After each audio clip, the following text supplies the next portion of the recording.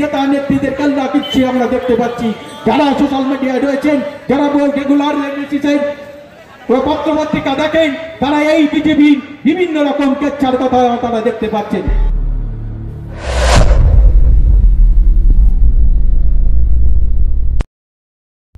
21শে জুলাই শহীদ দিবসের প্রস্তুতি এবং ভিন রাজ্যে বাঙালিদের উপর নির্যাতনের প্রতিবাদে আজ বেলডাঙ্গা বিধানসভা কেন্দ্রে অনুষ্ঠিত হলো এক বিশাল প্রতিবাদ মিছিল ও জনসভা। এই কর্মসূচির নেতৃত্ব দেন বেলডাঙ্গা 71 নম্বর বিধানসভা কেন্দ্রের বিধায়ক হাসানুজ্জামান। তার সঙ্গে উপস্থিত ছিলেন বেলডাঙ্গা উত্তর ও দক্ষিণ ব্লকের তৃণমূল কংগ্রেস সভাপতি দীপক কুমার মণ্ডল ও আবু সাইদ, বেলডাঙ্গা সহ তৃণমূল কংগ্রেস সভাপতি সুভাষ ব্যানার্জি, পঞ্চায়েত সমিতির সভাপতি আজাদ মণ্ডল, পৌরসভার চেয়ারম্যান অনুরাধা হাজরা ব্যানার্জি এবং ভাইস চেয়ারম্যান আবু সুফিয়ান মণ্ডল সহ দলের একাধিক শাখা সংগঠনের নেতৃত্ব।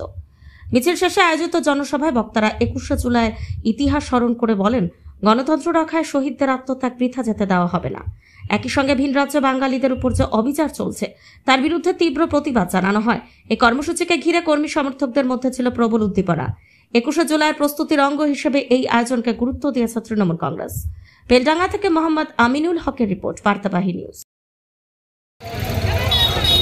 আজকে বেলডাঙ্গা শহর তৃণমূল কংগ্রেসের পক্ষ থেকে আগামী 21শে জুলাইয়ের যে প্রস্তুতি সভা ছিল, সেই সভায় আমরা এখানে সংগঠিতভাবে করলাম এবং প্রচুর মানুষ এখানে সমবেত হয়েছিল।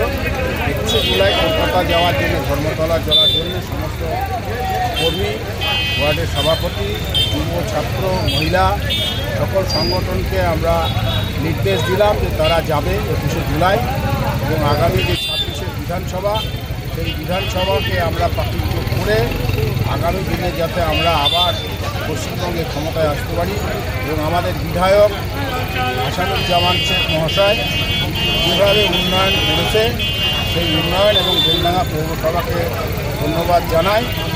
চেয়ারম্যান এখানে ঘোষণা করেছে নভেম্বর-ডিসেম্বরের মধ্যে একটা শ্মশান ঘাট উদ্বোধন হবে।